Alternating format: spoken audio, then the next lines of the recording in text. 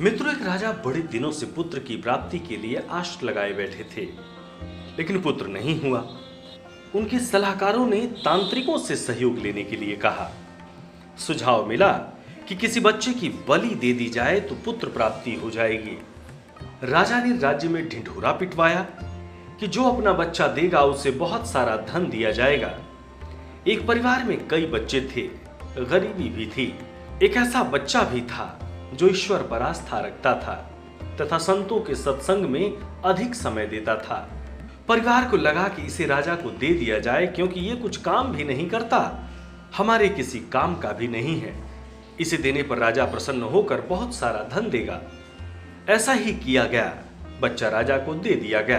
राजा ने तांत्रिक द्वारा बच्चे की बलि की तैयारी की गई। राजा को भी बुलाया गया।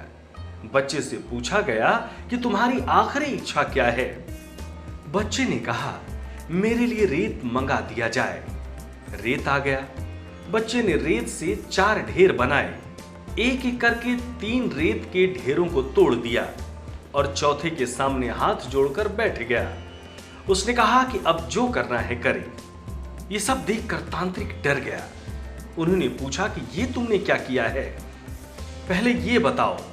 राजा ने भी पूछा तो बच्चे ने कहा कि पहली ढेरी मेरे माता पिता की है, मेरी रक्षा करना उनका कर्तव्य था, परंतु उन्होंने पैसों के लिए मुझे बेच दिया, इसलिए मैंने ये ढेरी तोड़ दी।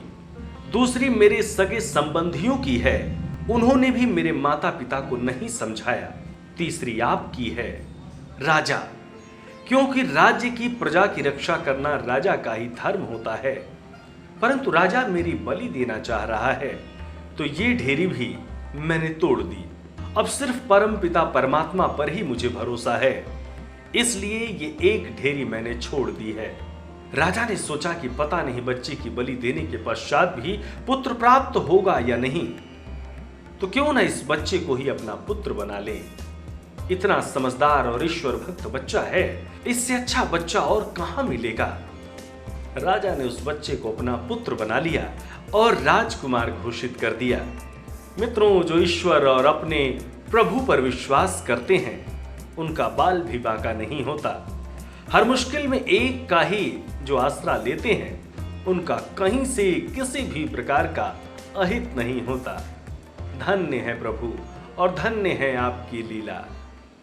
सब्सक्राइब करें टोटल भक्ति को। अब हमारे वीडियोस को सबसे पहले देखने के लिए बेल आइकन को दबाना ना भूलें।